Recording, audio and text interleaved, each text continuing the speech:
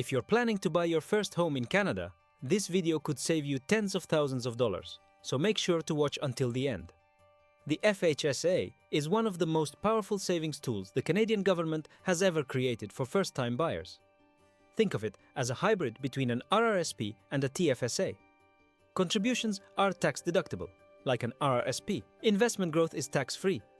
Qualifying withdrawals to buy your first home are completely tax-free, like a TFSA. In simple terms, the government helps you both on the way in and on the way out. Who can open an FHSA? Not everyone qualifies, so let's get this straight. You can open an FHSA if you are a Canadian resident, you're 18 to 71 years old, you're a first-time home buyer, meaning you did not own and live in a home in the year you opened the FHSA or any of the previous 4 calendar years. Important note, owning a rental property you never lived in can still qualify you.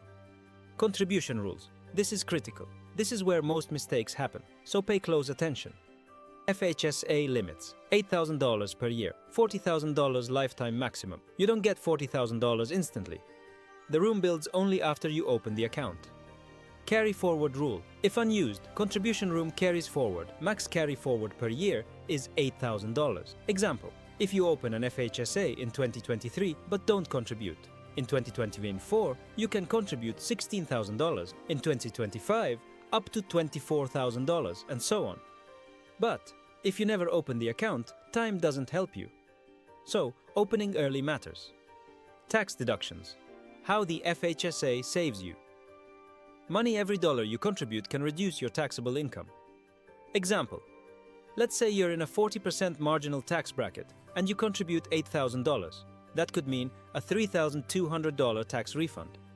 You can also deduct contributions later or split deductions across years, depending on income. This flexibility makes the FHSA perfect for people whose income is still rising. Withdrawals. Buying your first home. This is the payoff.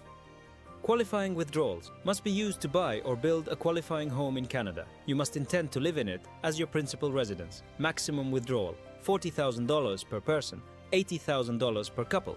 And the best part? You do not pay tax on that withdrawal. Unlike the home buyer's plan, there is no repayment required. What if you never buy a home? This is one of the biggest misconceptions. You do not lose the money. If you never buy, transfer FHSA funds to your RRSP or RRF. No tax, no effect on RRSP room. Worst case scenario, it becomes extra retirement savings. FHSA versus TFSA versus RRSP. So, which should you prioritize? Quick breakdown. FHSA. Best first option if you plan to buy your first home. TFSA. Great flexibility, no deductions. RRSP. Strong for retirement, but withdrawals usually taxable. If you qualify for the FHSA and ignore it, you're leaving money on the table. Let me save you from expensive errors. Over-contributing. 1% penalty per month. Waiting too long to open the account, assuming it replaces all other accounts. Withdrawing for non-home purchases. Taxable. The FHSA is one of the smartest financial tools Canada has ever introduced for first-time buyers. If you qualify, opening one early, even with $0, can make a massive difference down the road. If you found this helpful, hit like, subscribe, and comment FHSA below.